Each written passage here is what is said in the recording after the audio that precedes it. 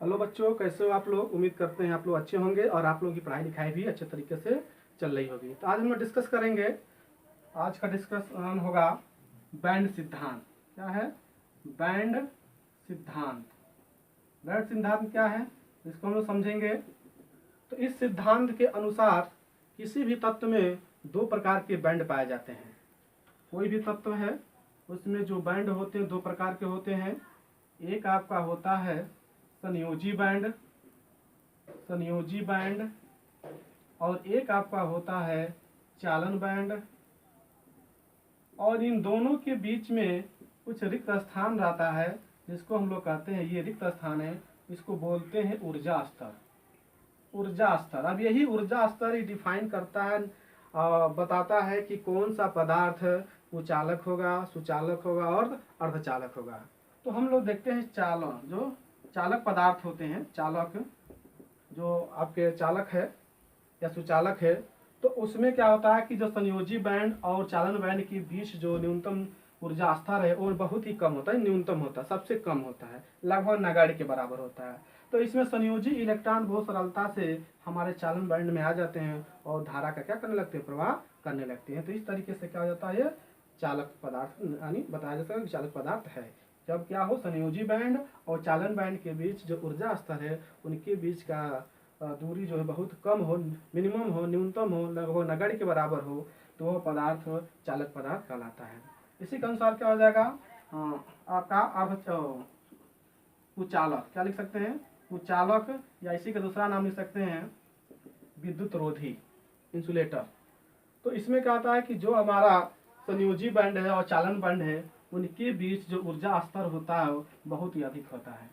जो आपका तत्व है उसमें पाया जाने वाला दो प्रकार का क्या, दो प्रकार का जो बैंड है, संयोजी बैंड, ये संयोजी बैंड है, और एक क्या चालन बैंड, उनके बीच में जो डिस्टेंस दिया है, दूरी है, ये आपका ऊर्जा स्तर है, ये इसका मान बहुत अधिक होता है, जिसके कारण इसमें हमारे संयोजी बैंड के इलेक्ट्रॉन चालन बैंड में प्रवेश नहीं कर पाते हैं, जिससे वो पदार्थ क्या होता है, कुचालक होता है, विद्युत रोधी होता है। इसी प्रकार क्या अर्धचालक, क्या है अर्धचालक। अर्धचालक में क्या होता है, अर्धचालक में संयोजी बैंड और चालन बैंड के बीच जो दूरी होता है, ऊर्जा स्तर, वो न तो अधिक होता और न ही ज़्यादा कम होता है, यानी बीच में होता है। तो इस प्रकार के जो भी पदार्थ होते हैं वो क्या कहलाते हैं, अर्धचालक पदार्थ कहलाते हैं। यानी अर्धचालक में संयोजी बैंड और आपका संयोजी बैंड और चालन बैंड के बीच पाया जाने वाला ऊर्जा स्तर न अधिक होता और न ही कम होता है। इस तरीके से बैंड सिद्धांत रहा।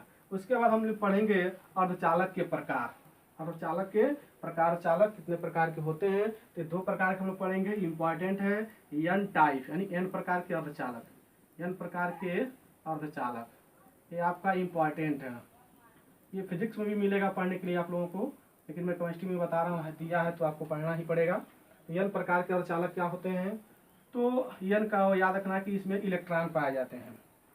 तो चार संयोजी तत्व या शुद्ध अर्धचालक में क्या, शुद्ध अर्धचालक में 5 संयोजी वाले तत्व को अपमिश्रित करने पर जो निर्माण होता है उसे एन टाइप का अर्धचालक कहते हैं। कहने का मतलब कि जर्मेनियम या सिलिकॉन ये क्या है, एक अर्धचालक पदार्थ भी शुद्ध है, और ये क्या 4 संयोजी है। इसके बाह्यतम कोश में कितने इलेक्ट्रॉन होते हैं, 4 होते हैं। तो हम मानते हैं कि सिलिकॉन है, ये आपका सिलिकॉन है। अब सिलिकॉन में क्या है, सिलिकॉन में आपको याद रखना है सिलिकॉन की संयोजकता कितनी होती है, 4 होती है। सिलिकॉन की संयोजकता 4 होती है। हमने क्या किया, इसमें जो है 5 संयोजी वाला तत्व जैसे फास्फोरस को हमने मिला दिया, यानी इसके बाह्यतम कोश में कितने इलेक्ट्रॉन होंगे, 5 होंगे। यानी इसके बाह्यतम कोश में कितना इलेक्ट्रॉन है, 4 इलेक्ट्रॉन। इसके कितना है, इसके भी 4। इसके कितना है, इसके बाह्यतम कोश में 4। इसके बाह्यतम कोश में कितना है, 4। यानी सिलिकॉन के बाह्यतम कोश में कितने इलेक्ट्रॉन होते हैं, 4 इलेक्ट्रॉन होते हैं। ये आपको जानना है।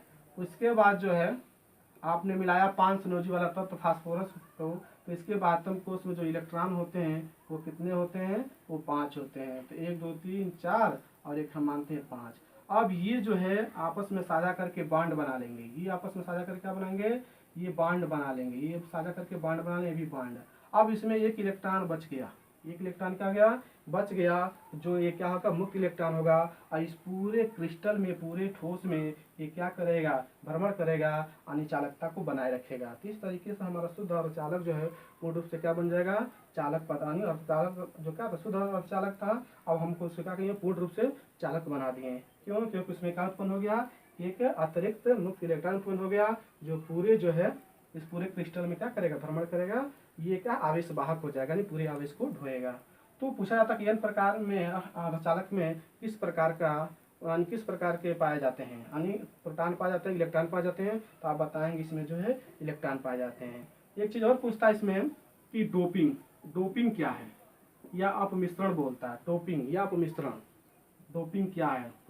तो डोपिंग जो है, जो भी आप अशुद्धि के रूप में मिलाते हैं, तो यह जो प्रक्रिया होती है इसको डोपिंग कहते हैं। जो अपमिश्रण किया हमने, क्या किया, इसमें अशुद्धि के रूप में 5 संयोजी वाले तत्व को मिला दिया, तो ये जो है मिलाने की जो प्रक्रिया उसको हम क्या कहते हैं, डोपिंग कहते हैं। दूसरा इसका हम पढ़ेंगे पी प्रकार के अर्धचालक। दूसरा क्या होगा, पी प्रकार के अर्धचालक। पी प्रकार का, पी से आपको याद रखना प्रोटॉन, इसमें क्या पाया जाता है, प्रोटॉन, और प्रोटॉन को इसमें होल्स या कोटर, क्या नाम रखेंगे, होल्स या कोटर कहते हैं। तो ठीक उसमें हमने क्या किया था, 5 संयोजी वाले तत्व मिलाया था, अब इसमें क्या करेंगे, 3 संयोजी वाले तत्व को मिला देंगे, किसके रूप में, अशुद्धि के रूप में। तो आपका मान लीजिए जर्मेनियम ही ले लीजिए, जर्मेनियम हो गया, आपने जर्मेनियम, ये सब क्या, इसके बाद में कुछ कितने इलेक्ट्रॉन होंगे, तो 4 होंगे, ठीक है, 4 संयोजी वाला ये क्या है, तत्व है। तो हमने क्या किया, इसमें 3 संयोजी वाले तत्व को मिला दिया अशुद्धि के रूप में, जिसके कारण इसमें क्या उत्पन्न हो जाएगा, होल्स यानी कोटर बन जाएंगे। तो हमने मान लिया कि यहाँ पर जो है एक एल्युमिनियम जो है आपका क्या होता है, एल्युमिनियम, एल्युमिनियम जो है आपका 3 संयोजी वाला तत्व होता है। तो हमने इसमें मिला दिया अशुद्धि के रूप में। तो आप जानते हैं इसके वातम कोश में कितने इलेक्ट्रॉन होंगे, 4 इलेक्ट्रॉन होंगे। इन सभी के वातम कोश में कितने इलेक्ट्रॉन होंगे, 4, और इसके वातम कोश में कितने इलेक्ट्रॉन रहेगा, इसमें जो है 3 इलेक्ट्रॉन रहेंगे। इसके वातम कोश में कितने इलेक्ट्रॉन है, 4 इलेक्ट्रॉन है। अब इसका जो इलेक्ट्रॉन है आपस में साझा करके बांड बना लेंगे, भी बांड बना लेगा, और इसका भी जो है 1, 2 और इसका इसका बांड बन जाएगा। अब ये जो है बांड नहीं बना पाएगा, यहाँ पर क्या आ गया, रिक्तिका हो गई, खाली स्थान हो गया। अब ये धनात्मक रहेगा, और यही जो है आवेश जो वाहक कहलाएगा, यानी पूरे इस क्रिस्टल में आवेश को ढोने का काम करेगा। तो ये क्या करेगा, उस शुद्ध अर्धचालक को पूर्ण रूप से क्या बना देगा, चालक बना देगा। ये जो होता है इसका नाम क्या है, कोटर या होल्स, कोटर या होल्स या छिद्र भी कहते हैं इसका नाम। ये आपसे पूछा जाएगा कि पी प्रकार के चालक में किस प्रकार के पाए जाते हैं शुद्धिक रूप में, तो आप बता सकते हैं इसमें जो कौन यानी आवेश वाहक कौन होता है, सीधे सीधे पूछेगा पी प्रकार के चालक में कौन आवेश वाहक होता है, तो आप बताएंगे सीधे इसमें जो है होल्स होते हैं, कोटर होते हैं। और उसमें जो हमने बताया एन टाइप में, तो उसमें क्या था, एन टाइप हमने बताया कि उसमें इलेक्ट्रॉन होते हैं आवेश वाहक। ये रहा आपका एन टाइप और पी टाइप चालक। उसके बाद जो है हम लोग थोड़ा सा और चर्चा कर लेंगे, उसका चैप्टर पूर्ण रूप से क्या हो जाएगा, समाप्त हो जाएगा। धन्यवाद।